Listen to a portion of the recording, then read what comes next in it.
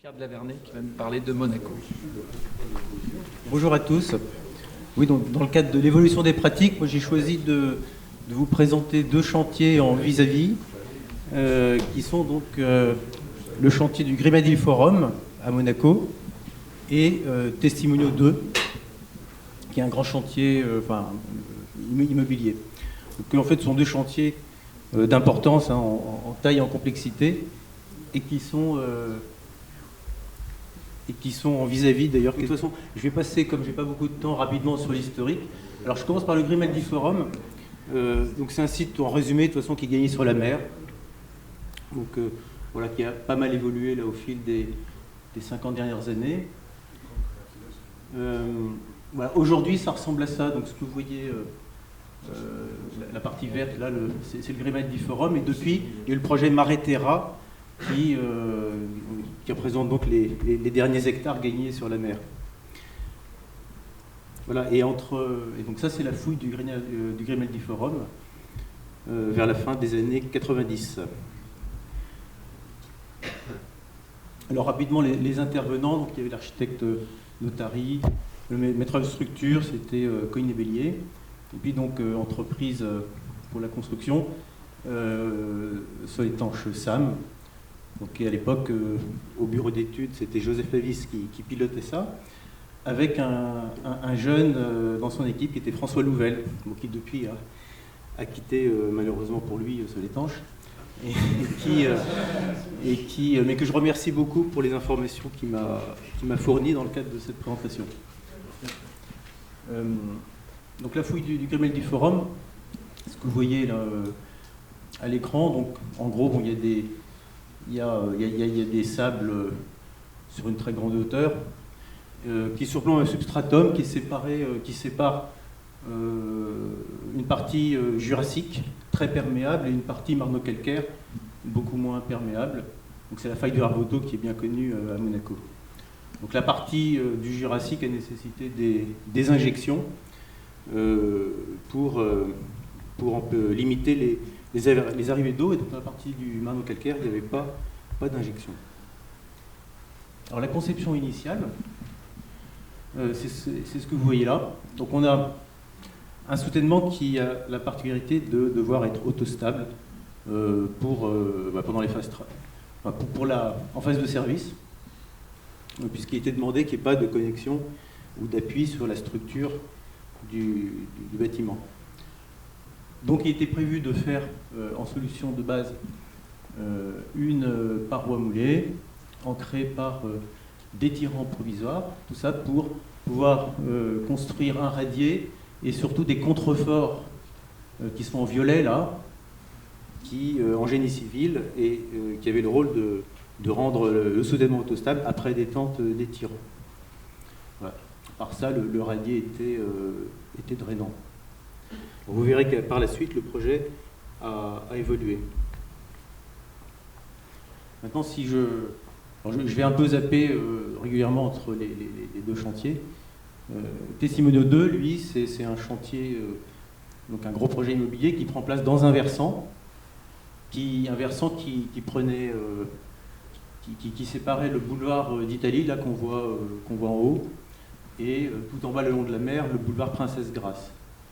Entre les deux, il y avait le boulevard du Larvoto qui a été dévié par un pont provisoire, qu'on voit ici sur l'image. Et donc là, il faut imaginer qu'à l'état initial, on avait un versant un peu arboré, là où on voit la première tour et le socle du parking qui est en construction. Donc tout ça, ça fait quand même un peu plus de 40 mètres de haut. 40 mètres de haut, donc principalement creusé dans ce talus en éboulis. Voilà. Donc voilà, c'est ça qu'il fallait entailler. Et les fondations de cette boîte est formée par des barrettes qui sont ancrées dans un substratum marno-calcaire. Alors la conception pour la fouille principale était la suivante. Là encore, le principe acquis, c'était d'avoir une boîte autostable. Donc donc on a une paroi moulée périphérique en rouge qui est constituée, qui forme un U en fait, et qui donc va résister en particulier par frottement le long de ce qu'on appelle les accoudoirs là, de chaque côté. Et puis les planchers diaphragmes, eux, s'appuient sur des barrettes qui sont en bleu, et des barrettes qui, comme vous le verrez, auront la particularité de devoir être liaisonnées au fur et à mesure des terrassements pour gagner en rigidité. Donc voilà, donc le phasage, c'est une excavation en taupe. Donc voilà, et les barrettes, donc, enfin, vraiment la grande particularité de ce projet, c'est que pour gagner en inertie, en fait, déjà dans un panneau unitaire, dans un panneau de 6 mètres, on a plusieurs cages qu'on liaisonne horizontalement. Et en plus, au fur et à mesure des terrassements, les différents panneaux de barrettes vont être reliés par des plots de clavage en génie civil pour assurer une continuité d'armature horizontale. Donc tout ça permet d'avoir finalement des grands refends monolithiques de forte inertie.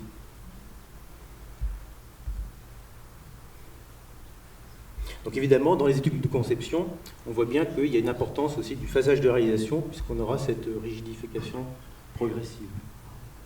Donc ici un exemple de cage liaisonnée dans un même panneau. Donc en fait, on liaisonne d'abord verticalement chaque cage unitaire, ensuite on relève le tout, et en redescendant, on liaisonne par des barres horizontales qui ont atteint même des diamètres de HA40.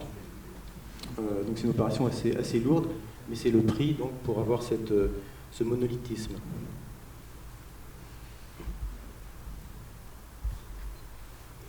Alors je reviens au Grimel du Forum pour dire un petit mot sur les méthodes de calcul de l'époque. Donc tout a été fait avec des méthodes de calcul au coefficient de réaction. Donc on avait un soutènement finalement. La particularité, c'est qu'il y avait ce contrefort avec une rigidité, enfin une inertie qui variait avec la hauteur. Donc tout ça, ça a pu être à peu près fait avec des méthodes de coefficient de réaction. Une particularité, c'est que pour estimer un peu correctement la raideur en rotation, là, à la base du contrefort, on a quand même fait un modèle de structure à barres pour représenter la fiche de paroi, le radier et les barrettes. Et puis avec des torseurs, on a estimé des matrices de rigidité, voilà, pour estimer finalement les raideurs de cet ensemble. Et ensuite, matrice de rigidité qui était réinjectée dans le modèle au coefficient de réaction pour avoir finalement les bonnes raideurs pour le contrefort. Évidemment, comme il y a plusieurs phases, parce qu'il faut étudier la phase de fluage, la phase de service avec le séisme, en fait, à chaque fois, cette matrice de rigidité est recalée avec un état initial d'effort un peu différent. Mais finalement, avec ces moyens assez simples, la conception a pu être faite de manière plutôt rigoureuse. Alors, pour Testimoniaux, là on a utilisé une artillerie un peu plus lourde.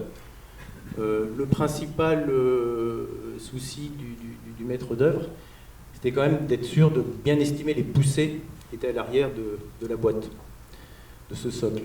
Pourquoi? Parce que finalement on a là un grand U qui finalement de grande hauteur, avec des déplacements, des déformations très faibles. Donc on est à peu près sûr de ne pas être en poussée active derrière.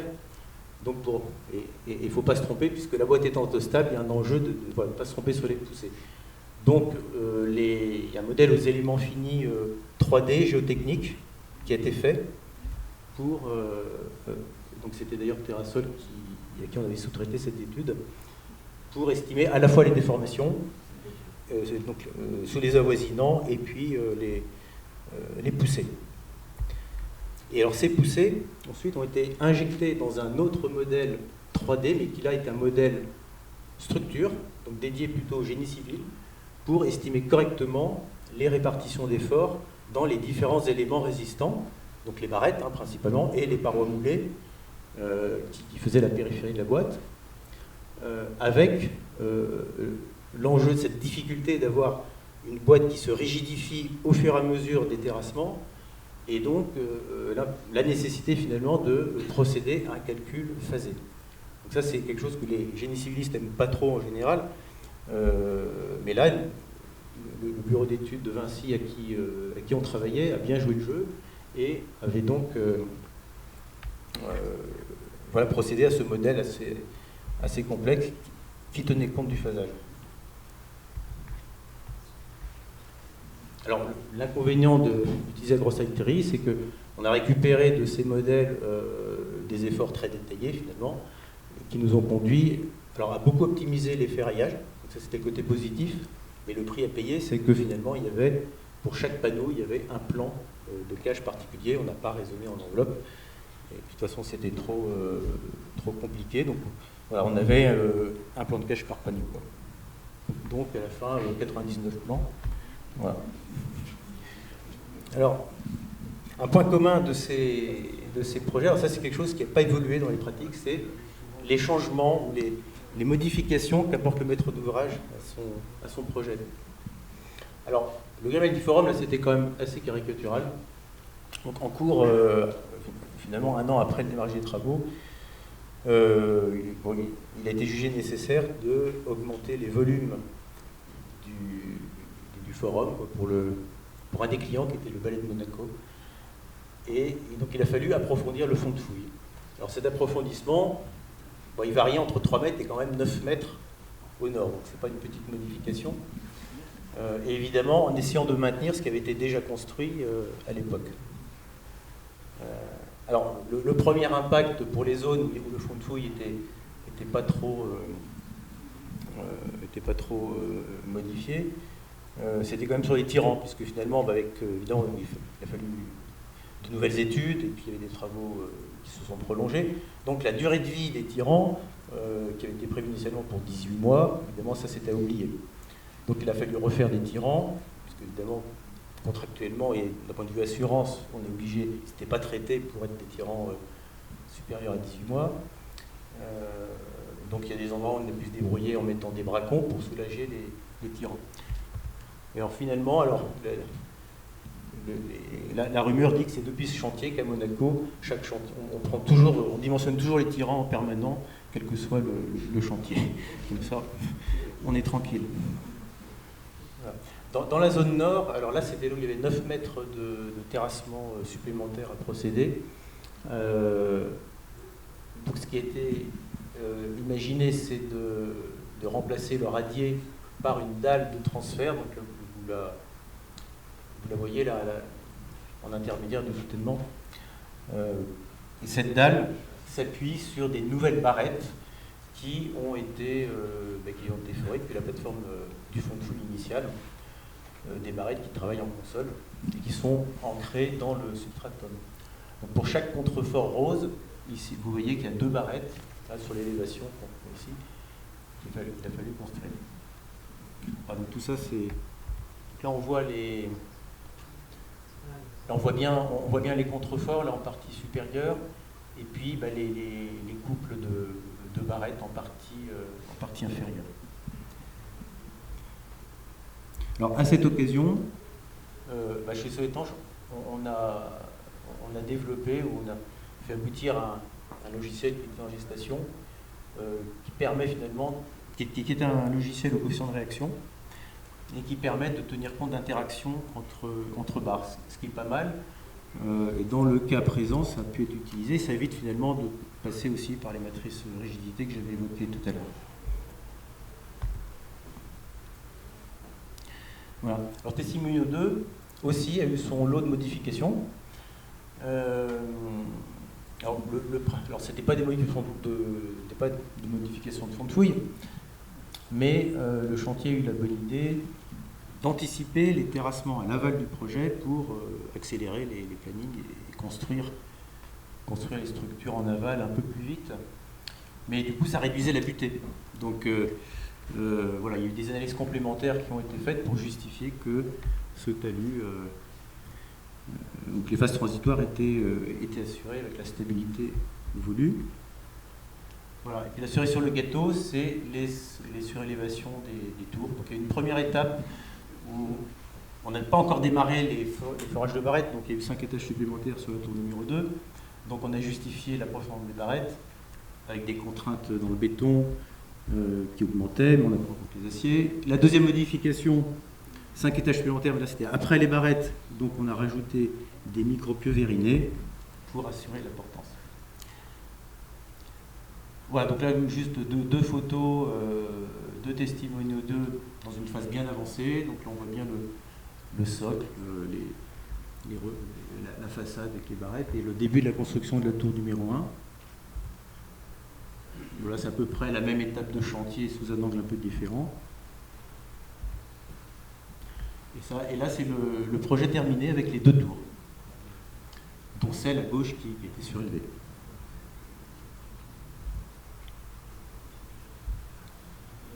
Bon, en guise de conclusion, là, je vous ai présenté deux projets dont la particularité, c'était finalement l'imbrication assez forte entre la partie géotechnique et la partie structurelle.